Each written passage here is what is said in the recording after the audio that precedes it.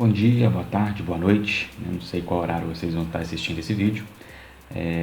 A ideia hoje, galera, é a gente comentar um pouquinho, né, do que a gente já fez até agora, nesse período de aula não presencial, e dar continuidade à nossa atividade depois desse período de recesso. Então, ó, vamos dar uma olhadinha aqui. Aqui tanto faz, né, qualquer turma tem as mesmas atividades, então vou entrar na 107 aqui, que é a primeira que aparece para mim. E aí, atividades. Então tem várias disciplinas aí, eu vou lá na disciplina de física. Então tá aí, né? A última atividade que nós tivemos foi essa, né? Eu passei um vídeo para vocês do canal de um amigo meu, né? Passei o texto também, para quem não pudesse assistir o vídeo, teria o texto para poder ler. Pedi para vocês fazerem comentário, aqui só a Maria Eduarda comentou, né? Então essa foi a última atividade. Tivemos outras atividades ali com outros vídeos, né? Textos ali falando sobre a viagem no espaço, né? Várias coisas assim que eu quis colocar um pouco para a gente poder sair um pouco dessa questão de conteúdo ali, exercício e tal, e poder ver que a ciência tem muito mais além disso, né? Isso que a gente estuda é a base para poder chegar em tudo isso que a ciência pode nos proporcionar, beleza? Então, tivemos aqui, estudamos um pouco sobre a parte de movimento, né? E aí, para a gente dar continuidade, para a gente não ficar naquela mesmice e tal, eu vou mudar um pouquinho o tema agora, né? A gente vai começar a falar sobre a parte de energia, tá? Então, galera, energia, ela está presente no nosso dia a dia, né? E a gente interage com ela de várias maneiras. A gente tem energia elétrica, a gente tem energia térmica, temos a energia sonora, né? Energia de movimento, energia cinética que a gente chama, né? Quando você tem uma velocidade associada, energia potencial gravitacional, que é energia relacionada ao campo gravitacional, né? De um planeta, de um corpo, né? E altura em relação a esse corpo, energia elástica, né? E vários outros tipos de energia que a gente pode ter por aí. Beleza? Então a energia ela está presente no nosso dia a dia de várias maneiras, né? A que é mais comum para a gente, assim, que a gente se atenta a ela, né? Não que não tenha outras comuns, mas que a gente se atenta é a energia elétrica, né? Porque a gente precisa dela para funcionar uma geladeira, para funcionar uma televisão, funcionar um computador, funcionar um celular, né? Então a gente precisa dessa energia elétrica. Então a gente se atenta mais a ela, mas a gente tem vários tipos de energia no nosso dia a dia, principalmente energia sonora, se a gente for parar para pensar, né? O tempo inteiro estamos escutando alguma coisa, a energia luminosa, né? Que a gente está o tempo inteiro enxergando alguma coisa.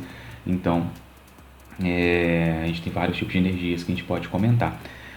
Só que a gente vai dar um foco maior agora em que? Na que a gente chama de energia mecânica. Porque a gente está estudando a parte de mecânica na física, né? A parte de cinemática ali no início, essa parte de movimento, e a parte de mecânica, quando a gente entra nessa parte, a mecânica toda faz parte disso, né? É a dinâmica. Então a gente estuda cinemática, a gente vai entrar na parte de dinâmica, que entra não só no como o movimento acontece, mas por que ele acontece, né? O repouso, né? O movimento ou o repouso, por que eles acontecem, não só como isso acontece, porque o que a gente estava estudando eram as equações de movimento que a gente estudava como ele acontecia, esse movimento, o objeto subia, descia, quanto tempo demora para isso acontecer. Agora a gente vai estudar o porquê disso acontecer. Então, galera, quando a gente fala de energia, né, uma coisa que a gente pode começar a falar aqui agora então é sobre essa energia mecânica. Então, olha só, galera, a energia, ela é uma coisa que não é muito fácil a gente conceituar o termo energia, porque energia é uma ideia que a gente tem para poder entender como a natureza funciona, né? Então a energia, ela basicamente, ela está associada ao quê? Ela está associada a uma capacidade de você fazer alguma coisa movimentar, você fazer alguma coisa aquecer ou resfriar, você fazer alguma coisa parar o movimento.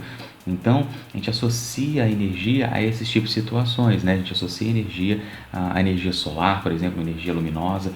Então, a gente associa o termo energia a essa variação que a gente pode ter na nossa natureza, né? A gente pode ter um objeto mais rápido ou mais devagar. Então, você teve uma variação nessa natureza da velocidade dele. Isso está associado à energia. Você tem um objeto mais quente ou mais frio. Você tem um objeto mais luminoso ou menos luminoso. Então essa natureza que a gente está falando, né, a velocidade, a temperatura, a luminosidade, elas podem aumentar ou diminuir de acordo com a quantidade de energia que esse objeto tem ou que ele emite. Então, quando a gente fala de energia mecânica, a gente vai estar preocupado basicamente com 3 tipos de energia. Então, a energia cinética é a energia que está relacionada com velocidade. E energias potenciais, eu falei 3 e coloquei só 2 aqui porque a gente tem 2 energias potenciais. A gente tem energia potencial gravitacional e energia potencial elástica. Beleza? Que a gente vai comentar aqui agora. Por que elas são chamadas de energias potenciais? Porque, vamos pensar assim, a energia cinética está associada à velocidade. Então, a velocidade, ou o objeto possui velocidade ou ele não possui, né? Agora, a energia potencial gravitacional e energia potencial elástica, o que acontece? Se o objeto não está em movimento nem nada, mesmo assim ele pode ter energia potencial. O potencial é no sentido de você ter um certo potencial de gerar movimento, de uma forma mais simples. Então, se eu pego um objeto e levanto ele até uma certa altura, se eu pegar esse objeto e deixar ele ali segurando ele vai ficar paradinho. Agora, se eu solto, ele sozinho vai ganhar velocidade, vai cair. Então, tem uma energia armazenada nesse cara. Então, você tem uma energia potencial, um potencial de movimento ali. Se eu pego uma energia elástica, eu pego uma mola e comprimo ela, você armazena uma energia nessa mola. Você tem um potencial de movimento ali, porque você solta a mola movimenta. Então, essa que é a ideia do potencial, você tem uma energia armazenada. Então, eu tenho a energia potencial, né, gravitacional e energia potencial elástica. A energia cinética está relacionada com velocidade, a gravitacional vai estar relacionada com uma certa altura do objeto, então a altura, e a elástica vai estar relacionada a uma deformação do objeto. Beleza? A velocidade, a letrinha que a gente vai usar a letra V, né? A altura que a gente vai usar a letra H e a deformação a gente vai usar a letra X. E aí a gente vai ter uma equaçãozinha para cada uma dessas. Então o que acontece? A energia cinética, por exemplo, se você pega uma bicicleta, alguém andando de bicicleta, ela está lá andando bem devagarzinho, 5 metros por segundo, ou 5 km por hora, dando uma velocidade bem de boa, bem como se fosse 5 km por hora, mais ou menos a velocidade de uma caminhada, você está andando bem devagar, né? Então, se tem uma pessoa andando nessa velocidade, você entra na frente da bicicleta e segura, você consegue parar a bicicleta com uma certa facilidade. Agora, se fosse um caminhão, por exemplo, você dificilmente conseguiria parar esse caminhão com facilidade, mesmo ele estando a 5 km por hora, com a velocidade bem pequena, né? Então, essa relação entre massa e velocidade, a gente tem também uma outra grandeza que a gente vai chamar de quantidade de movimento, que a gente vai falar um pouco mais na frente, mas vamos falar aqui principalmente de energia, né? A energia cinética associada ao caminhão, ela vai ser maior a energia cinética associada à bicicleta. E tem uma coisa muito importante ali, mesmo as velocidades sendo iguais, que faz essa diferença. E aí, né, provavelmente na cabeça de vocês já veio a ideia ali de massa, né? O caminhão tem uma massa muito maior, então é mais difícil você parar ele do que a bicicleta com a pessoa ali que tem uma massa menor. Então, a energia cinética, a equação para poder calcular a energia cinética de um objeto vai ser a seguinte, Energia cinética é igual a massa do objeto vezes a velocidade desse objeto elevado ao quadrado dividido por 2. Então, EC, energia cinética, costuma aparecer também a letra K, né? Veja, só K igual a mv quadrado sobre 2, né? Só que vou usar o EC, que eu acho mais tranquilo para a gente usar, mas pode acontecer de aparecer a letra K, beleza? Então, energia cinética é igual a massa vezes velocidade ao quadrado dividido por 2. Então, vamos supor aqui uma velocidade aqui qualquer. Vamos pegar um objeto, por exemplo, com uma velocidade de 1 metro por segundo, tá? E uma massa de 150 kg. E outro objeto também com a mesma massa, com a mesma velocidade de 1 metro por segundo, só que uma massa agora de 8.000 kg, beleza? Então, galera, olha só, a velocidade, né, porque a gente está falando de energia, e a unidade que a gente utiliza no Sistema Internacional de Energia é o Joule, é a letra J que a gente vai usar, que é a unidade Joule. O Joule, para você chegar na unidade de Joule, você tem que usar a massa sempre em quilogramas e a velocidade sempre em metros por segundo, tá? Se a velocidade estiver em km por hora e tiver que converter para metros por segundo, só pegar o valor em km por hora e dividir por 3,6, aí você vai achar em metros por segundo. A massa, se ela estiver em grama, você divide por 1000 para achar em quilograma, beleza? É o mais comum de aparecer. As outras conversões, a gente pouco a pouco pode falar um pouquinho mais sobre essa parte de conversão, mas não é difícil não, sempre uma regrinha de 3 simples. Então aqui, ó, a máxima é a regra de 3, né? A velocidade ali, km por hora para metros por segundo, é sempre ou dividir ou multiplicar por 3,6, né? De km por hora para metros por segundo divide, e de metros por segundo para km por hora você multiplica por 3,6. A massa não, a massa é uma regrinha de 3 simples. Então, galera, olha só, se for calcular a energia cinética, nesse caso aqui, a massa é 150 kg, a velocidade 1 ao quadrado, isso dividido por 2. Então, peguei um valor bem fácil aqui, né? 1, porque 1 ao quadrado dá 1. Então, vai ficar 1 ao quadrado dá 1 vezes 150, 150 dividido por 2. Então, 150 dividido por 2 dá 75 joules. Essa é a energia associada a um objeto de 150 kg de massa com uma velocidade de 1 metro por segundo. Agora, né, se eu pego esse outro objeto aqui, uma energia cinética, eu tenho 8.000 kg de massa, velocidade de 1 metro por segundo ao quadrado, dividido por 2. Então, de novo, eu tenho 1 ao quadrado vai dar 1, vezes 8.000 vai dar 8.000, dividido por 2, eu tenho 4.000 joules de energia. Beleza? Então, pode ver que dois objetos com a velocidade igual possuem energias diferentes se tiverem massas diferentes. Beleza? Então, essa energia associada a um objeto de 8.000 kg, ou 8 toneladas, movimentando a 1 metro por segundo, e essa energia de um objeto de 150 kg movendo a 1 metro por segundo. Então, repara o seguinte, que essa aqui é a ideia, para você colocar um objeto de 8.000 kg, né, de 8 toneladas em movimento, para chegar nessa velocidade aqui de 1 metro por segundo, você precisa gastar essa quantidade de energia. Para colocar esse objeto de 150 kg com a velocidade de 1 metro por segundo, você gasta só essa quantidade de energia.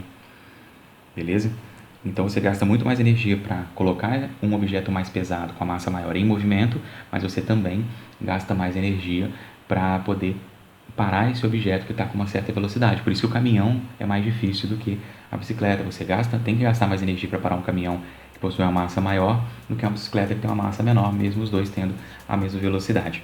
Beleza? Essa é a ideia de energia cinética. Então, a outra energia que a gente vai falar aqui, vamos falar da energia potencial gravitacional primeiro. Energia potencial gravitacional. A gente utiliza a letrinha E com o G, ou a letra U pode aparecer também, tá? Então, energia potencial gravitacional. A energia potencial gravitacional, galera, ela está associada a certa altura do objeto e a gravidade daquele local, né? O campo gravitacional onde aquele objeto se encontra. Então, se o objeto está na Terra, o campo gravitacional é um. Se ele está na Lua, o campo gravitacional é outro. Se ele for para Marte, o campo gravitacional é outro. Então, ó, a energia potencial gravitacional, ela está relacionada com a massa do objeto, que também faz diferença, a gravidade do local e a altura que esse objeto tem em relação ao ponto de referência que a gente vai adotar. Então, muitas vezes, né, ou a maioria das vezes, a gente adota o ponto de referência nosso, o chão, né, o nível ali da Terra, vamos colocar nível do mar, né, o chão. Só que você pode colocar pontos diferentes, porque muitas vezes o exercício ele não está preocupado exatamente qual que é a energia potencial gravitacional a um certo ponto. O que normalmente a gente precisa é a diferença entre dois pontos. Então, a altura vai ser sempre a diferença entre esses dois pontos. Então, se eu pego de uma superfície de uma mesa, por exemplo, até uma certa altura, eu vou ter a diferença de energia desses dois pontos. Isso é tranquilo de calcular. Se eu pego em relação ao chão, eu vou ter outra diferença de energia. Então depende muito de qual é o nosso nível de referência. Mas no geral, o exercício vai te falar qual é o nível de referência, ou você vai ter que adotar um, e normalmente a gente adota o chão, tá? Então a energia gravitacional é mgh. M é a massa, G é a gravidade, H é a altura. Então a situação seria a seguinte, né? Se eu tenho um objeto paradinho aqui, ó. Esse aqui é meu nível de referência. Então ele tem uma altura aqui, ó. Então aqui eu vou colocar uma altura de 20 metros. Aqui a altura é igual a zero, né? Meu nível de referência. Beleza? Então esse objeto tem uma altura de 20 metros. E ele possui uma massa de 20 kg. Beleza? Então, como que eu calculo a energia associada a esse cara, né, a energia potencial associada a esse cara, para uma altura de 20 metros em relação a esse meu nível de referência? Então, a energia gravitacional ela é igual a massa vezes a gravidade vezes a altura. A massa do objeto são 20 kg, a gravidade 10, né? Quando o exercício não fala nada, a gente utiliza normalmente o 10 como aceleração da gravidade aqui na Terra, né? 10 metros por segundo ao quadrado, e a altura também 20, beleza? Então, galera, o que acontece? A minha energia gravitacional aqui, então, vai ser o quê? 20 vezes 20 vai dar 400, né?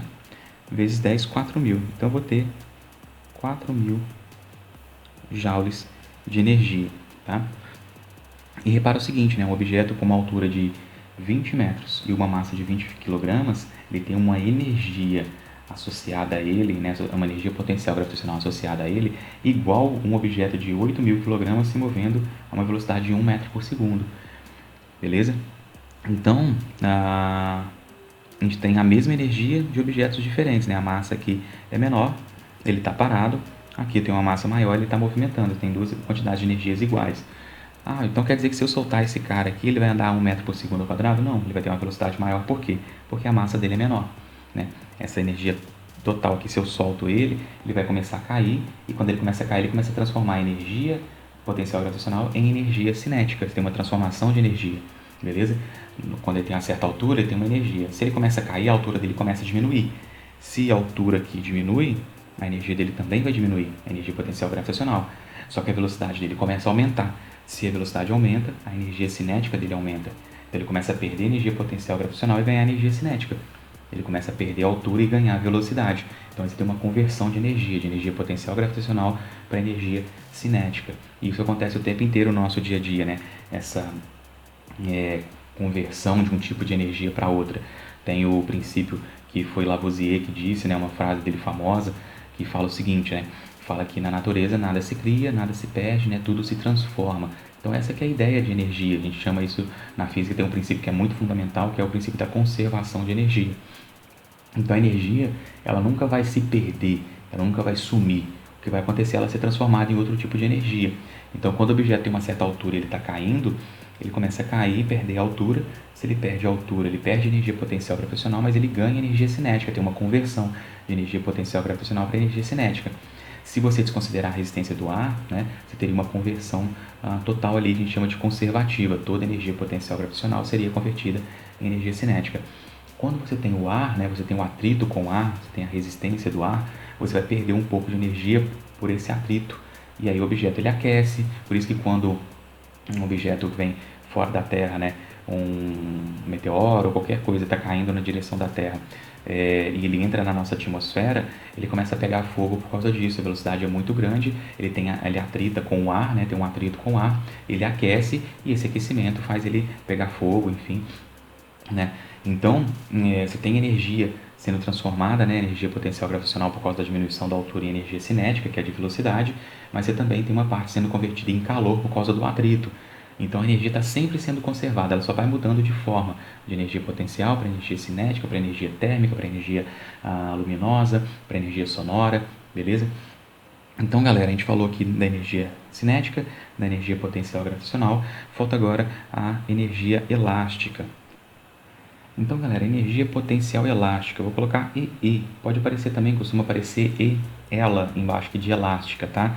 E a outra letrinha igual a cinética tem K, a potencial gravitacional tem U, a energia elástica eu não lembro direitinho se é só a letra E mesmo ou se tem outra, eu não vou lembrar, então vou usar só o EE aqui, tá? Energia potencial elástica, mas se for usar outra letra, aparecer para você outra letra, o enunciado, algum lugar vai te dizer que é energia elástica.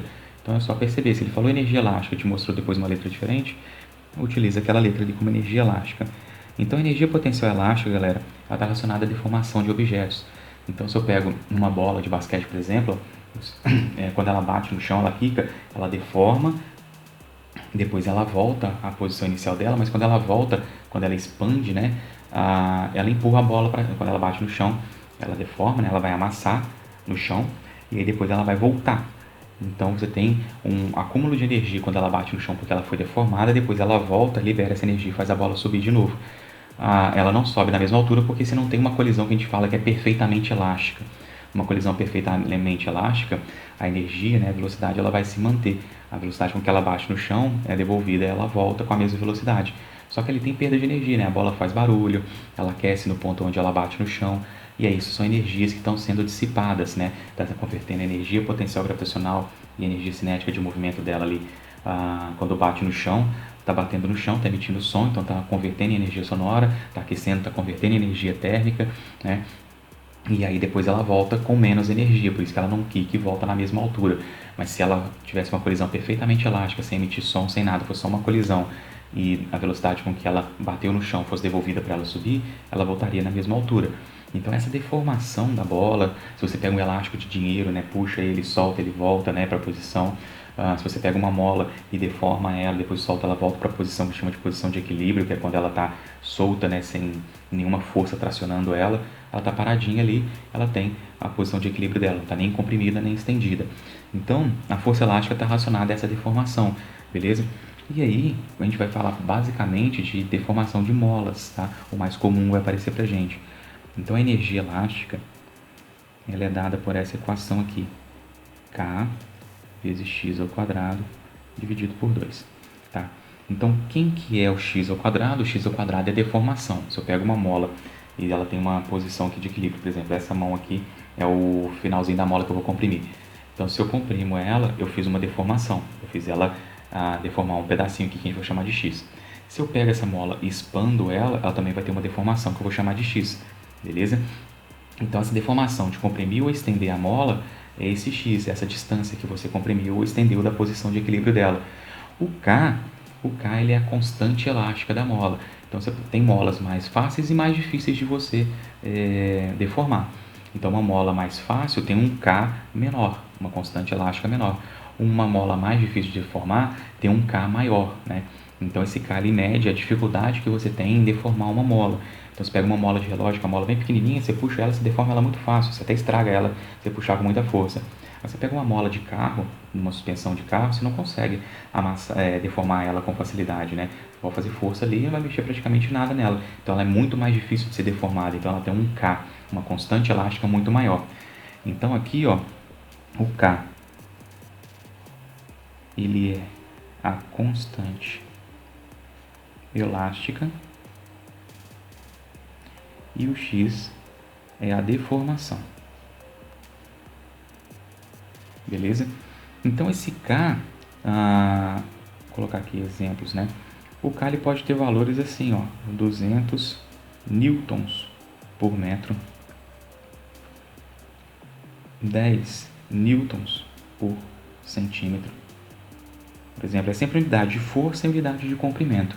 Por que unidade de força de comprimento? O que significa isso? O que significa um K de 200 newtons por metro? Quer dizer que você tem uma mola que você precisa fazer uma força de 200 newtons para deformar ela 1 metro. Então a mola está aqui. Se você fizer uma força de 200 newtons nela, ela vai deformar 1 metro. Se você fizer uma força de 200 newtons puxando ela, né, ela vai deformar, ela vai expandir 1 metro. Beleza? Um K de 10 newtons por centímetro, quer dizer o quê? Se você faz uma força de 10 newtons comprimindo ela, ela vai comprimir 1 centímetro. Se você faz uma força de 10 newtons expandindo ela, ela vai expandir 10 centímetros, beleza? Essa vai ser a deformação dela. Então, o K significa isso. O K ele nada mais é do que uma medida de qual força você precisa aplicar para deformar um certo comprimento da mola, tá? Então, essa que é a ideia do K. E a deformação, de novo, para isso aqui ser dado em joule, né, energia, a gente está trabalhando sempre em unidade de joule, o meu X, minha deformação, tem que estar sempre em metros, beleza? E o K, newton por metro, beleza? Se tiver em centímetros, tem que passar para centímetro, tanto o X quanto o K. Mas aqui, né, para você passar na deformação de centímetro para metro, você só divide por 100. Aqui, se você quer passar de newton por centímetro para newton por metro, aí você multiplica por 100, tá? E aí, vamos pegar um exemplo aqui, ó.